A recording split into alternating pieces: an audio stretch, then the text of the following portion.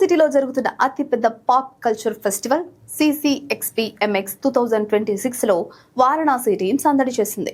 ఈ వేదికపై దర్శకుడు రాజమౌళి పంపిన ప్రతి ఒక్క వీడియో మెసేజ్ ఇప్పుడు సోషల్ మీడియాలో వైరల్ అవుతుంది.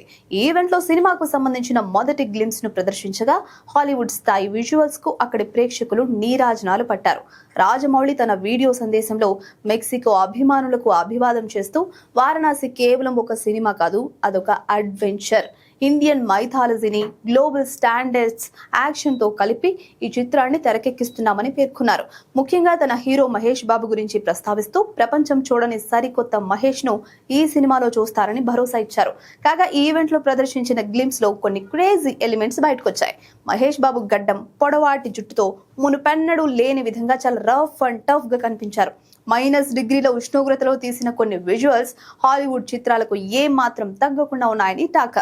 మొత్తానికి Rajamouli mark, graphics, Keeravani BGM ఈ గ్లిమ్స్ ను మరో స్థాయికి తీసుకెళ్లాయి. RRR తో ఆస్కార్ గెలిచిన తరువాత రాజమౌళి చేస్తున్న సినిమా కావడంతో హాలీవుడ్ కూడా ఈ ప్రాజెక్టు పై కన్నేసింది. మెక్సికోలో ఈ స్థాయి స్పందన రావడం సినిమా గ్లోబల్ మార్కెట్ కు గొప్ప సంకేతం. 2027 ఏప్రిల్లో ఈ చిత్రం ప్రపంచ వ్యాప్తంగా విడుదల కానుంది.